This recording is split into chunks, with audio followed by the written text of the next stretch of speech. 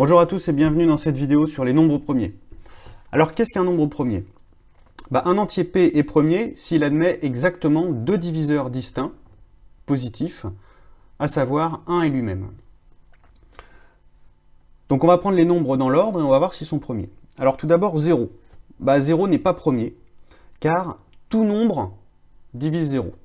En fait, 0 c'est un peu particulier, puisque quand on multiplie un nombre par 0, on trouve toujours 0. En fait, ça veut dire que du coup, 0, il va être multiple de n'importe quel nombre. Par exemple, 0 va être multiple de 10. Oui, puisqu'en fait, 0, c'est égal à 0 fois 10. Mais ça va être aussi multiple de 11. C'est égal à 0 fois 11.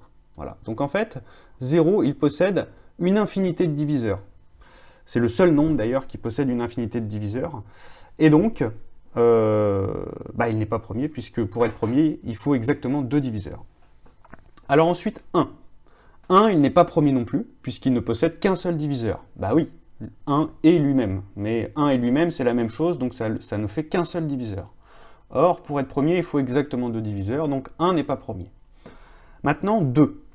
2 va être premier, il possède exactement deux diviseurs, 1 et lui-même, et ça sera le seul nombre premier pair. Oui, parce que tous les autres nombres pairs, ils seront divisibles par 2, donc ils ne pourront pas être premiers. Donc ça veut dire que tous les nombres premiers, mis à part le chiffre 2, tous les nombres premiers seront impairs, sauf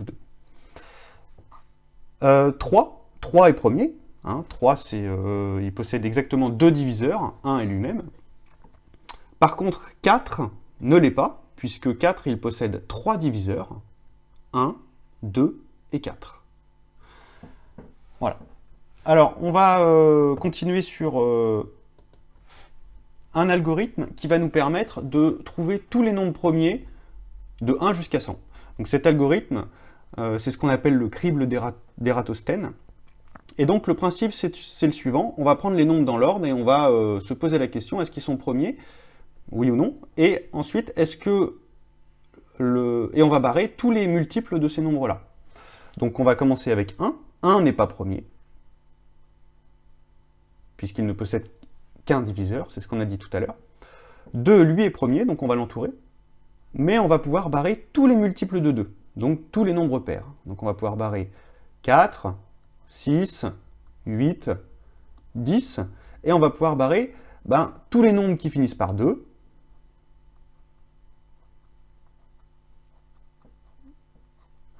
tous les nombres qui finissent par 4,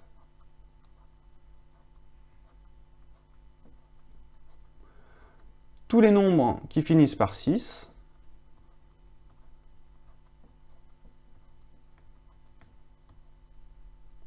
par 8,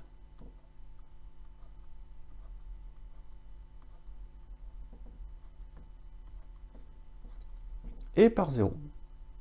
Donc là, on a éliminé la moitié des nombres, enfin presque, puisqu'on a quand même entouré le chiffre 2. Mais voilà, on a barré tous les nombres pairs, donc tous les nombres qui restent sont impairs. Alors 3, 3 est premier, on a dit qu'il avait exactement deux diviseurs, 1 et lui-même. Et donc on va pouvoir barrer tous les multiples de 3.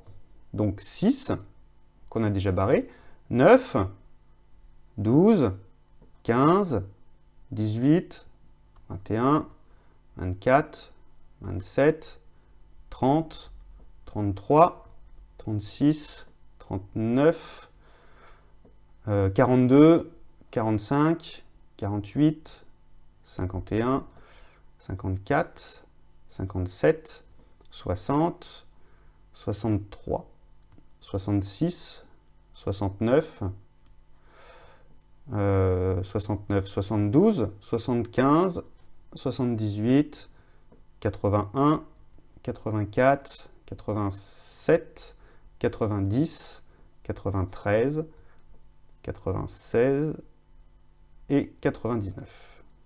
Voilà. Et on continue.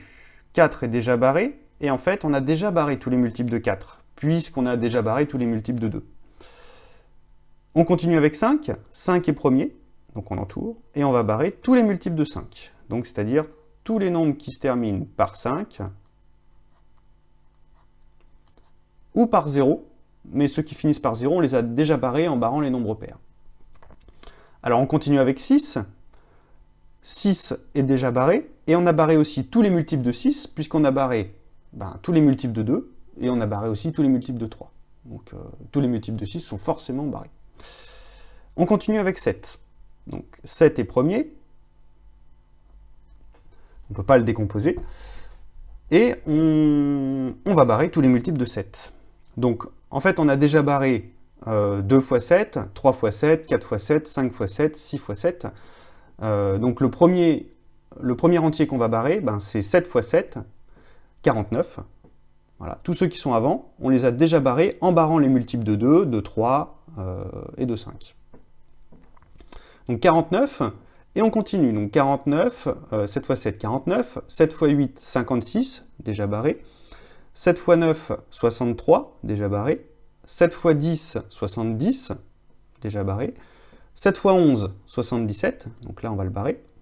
Ensuite, 7 fois 12, 84, déjà barré. 7 fois 13, 91, lui il n'est pas barré encore, donc on le barre. 7 fois 14, 98, déjà barré.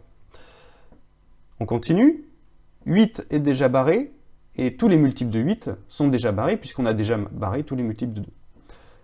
9 est déjà barré, et on a barré également tous les multiples de 9, puisqu'on a barré tous les multiples de 3. 10 est déjà barré, tous les multiples de 10 sont également déjà barrés, puisqu'on a barré tous les multiples de 2, ou éventuellement tous les multiples de 5. Donc là, en fait, on a barré tous les nombres qui ne sont pas premiers et qui sont compris entre 1 et 10, et on a barré aussi tous les multiples de ces nombres-là. Ce qui fait qu'il reste à barrer seulement les nombres dont les diviseurs, seront plus grands que 10. Donc par exemple, 11 fois 13, 11 fois 17, 13 fois 17, etc. etc. Mais tous ces nombres-là, ils sont plus grands que 100, puisqu'ils sont plus grands que 10 fois 10.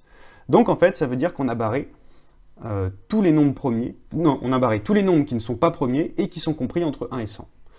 Donc on n'a plus qu'à entourer les nombres qui restent, donc à savoir 11, 13, 17, 19, 23,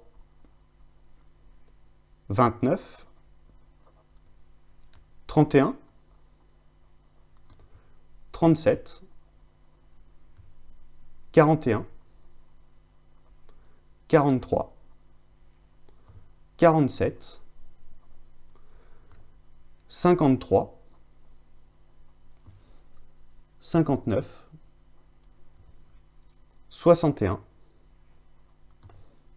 67, 71, 73, 79, 89 et 97. Donc ce qu'il faut savoir, c'est qu'il y a une infinité de nombres premiers. Le plus grand qu'on connaisse aujourd'hui, c'est celui-là, 2 à la puissance 82 589 933, le tout moins 1. Donc ce nombre-là, il contient 25 millions de décimales. Et aujourd'hui, on fait tourner des algorithmes pour essayer d'en trouver des nouveaux. Et donc, trouver un nouveau nombre premier aujourd'hui, ça peut permettre de gagner de l'argent. Il y a un organisme qui vous propose de faire tourner un algorithme sur votre ordinateur et qui vous récompense à hauteur de 3 000 $ si vous arrivez à découvrir un nouveau nombre premier qui contient moins de 100 millions de décimales. Par contre, si vous arrivez à découvrir un nouveau nombre premier qui contient plus de 100 millions de décimales, donc ce qui n'a jamais encore été découvert, et là, on vous récompense à hauteur de 150 000 $. Voilà, donc pourquoi on s'intéresse autant aux nombres premiers ? Tout d'abord pour leurs propriétés mathématiques, mais on les utilise aussi en cryptographie, notamment dans un algorithme qui s'appelle l'algorithme de chiffrement RSA, qui est basé sur les nombres premiers. L'idée, en fait, c'est quoi ? On prend deux grands nombres premiers, on les multiplie, donc on obtient un troisième nombre, et c'est ce nombre-là qu'on va utiliser pour chiffrer un message. Et par contre, pour déchiffrer le message, on a besoin des deux nombres premiers initiaux, ceux qu'on a multipliés. Et en fait, c'est quasiment impossible à partir du résultat de la multiplication, de retrouver les deux nombres initiaux. Donc du coup, ça fait que c'est un algorithme qui est assez sûr, puisque, admettons, je veux chiffrer un message, ben, j'envoie le résultat du produit des deux nombres premiers à celui qui veut m'envoyer un message, et à partir de ça, il va chiffrer son message, et donc quelqu'un qui accède à la clé, qui connaît le produit des deux nombres premiers, eh ben, il ne pourra pas retrouver les deux nombres premiers initiaux, et donc il ne pourra pas déchiffrer le message. Voilà. C'est quasiment impossible de le faire, ça demande des étapes de calcul énormes, et donc ça en fait un algorithme assez sécurisé. Donc on va passer à la dernière partie de cette vidéo, avec une propriété. Donc si on prend un nombre entier, P supérieur ou égal à 2, eh bien on a deux cas, soit il est premier, soit il est décomposable en produit de facteurs premiers. Et dans ces cas-là, la décomposition qu'on obtient, elle est unique. Donc on va faire deux exemples. Ben, 79. 79, on a vu en fait quand on a fait l'algorithme du crible d'Ératosthène, on a vu que c'était un nombre premier. Donc lui, il ne sera pas décomposable. 79, la seule façon de le décomposer, c'est d'utiliser 79 et 1. Donc 79, c'est égal à 79 fois 1, ou éventuellement 1 fois 79. Mais il ne possède que deux diviseurs, donc on ne pourra pas le décomposer davantage pour la multiplication. Alors 360, lui, par contre, il est décomposable. C'est pas un nombre premier, puisque c'est un nombre pair déjà, donc on va pouvoir le diviser par 2. Et donc, on va le décomposer progressivement pour la multiplication, jusqu'à ce qu'on arrive aux éléments fondamentaux, aux nombres les plus petits possibles pour la multiplication, donc les nombres premiers. Donc on va commencer par le décomposer en... là, il y a plusieurs façons de commencer, mais on va commencer par 36 fois 10. On aurait pu faire par exemple 2 fois 180, ça marche aussi. Donc on le décompose en 36 fois 10, et tant qu'on n'est pas arrivé avec que des nombres premiers, on continue. 36, il n'est pas premier, on peut encore le décomposer. Donc on peut le décomposer en 6 fois 6. Donc on décompose 36, et 10 c'est pareil, on va pouvoir le décomposer également. 10 c'est égal à 2 fois 5. Donc on décompose comme ça progressivement notre nombre. Bon, 2 et 5 sont premiers, donc eux, on ne pourra pas les décomposer davantage. Par contre, 6, lui, n'est pas premier. On peut le décomposer en 2 fois 3. Donc ça va nous donner 2 fois 3, fois 2 fois 3, fois 2, fois 5. Voilà. Et donc là, on ne peut pas aller plus loin. La seule chose qu'on peut faire, c'est regrouper les différents nombres entre eux. Donc on a utilisé 3 fois le nombre 3. Donc ça veut dire que on va écrire 2 à la puissance 3, 2 au cube. Que va multiplier? On a utilisé 2 fois le nombre 3, donc 3 au carré. Que va multiplier 5. Et donc là, voici la décomposition en produit de facteurs premiers. Si on avait commencé la décomposition en écrivant 360 est égal à 180 fois 2, par exemple, on aurait décomposé au fur et à mesure, et à la fin, on serait tombé exactement sur le même résultat. Et donc, c'est en ce sens que la décomposition obtenue, elle est unique. On trouvera toujours les mêmes facteurs premiers et avec la même puissance. Donc, on termine cette vidéo par un petit résumé. Donc, tout d'abord, un entier P est premier s'il admet exactement deux diviseurs distincts, à savoir 1 et lui-même. Deuxièmement, si on prend n'importe quel entier supérieur ou égal à 2, il y a deux cas. Soit il va être premier, soit on pourra le décomposer en produit de facteurs premiers. Donc là, on peut faire une analogie avec les couleurs.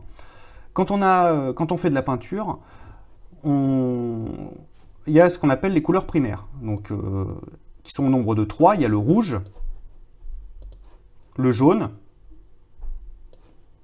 et le bleu. Ces couleurs, on les appelle les couleurs primaires, puisqu'en fait, on ne peut pas les obtenir en mélangeant d'autres couleurs. Par contre, toute couleur peut être obtenue en mélangeant, d'une certaine façon, les couleurs primaires. Par exemple, le orange s'obtient en mélangeant du rouge et du jaune. Le vert, lui, s'obtient en mélangeant du jaune et du bleu. Eh bien, en arithmétique, c'est pareil. On a ce qu'on appelle les nombres premiers, donc ce sont les nombres de base, on ne peut pas les décomposer pour la multiplication. Et ensuite, tout nombre entier peut être décomposé en produit de facteurs premiers. Donc ça veut dire que n'importe quel nombre s'obtient en multipliant d'une certaine façon les nombres premiers. C'est la fin de cette vidéo, merci de l'avoir visionnée. Tu pourras trouver davantage de ressources sur ma chaîne ou sur mon site internet www.zmath.net. À bientôt!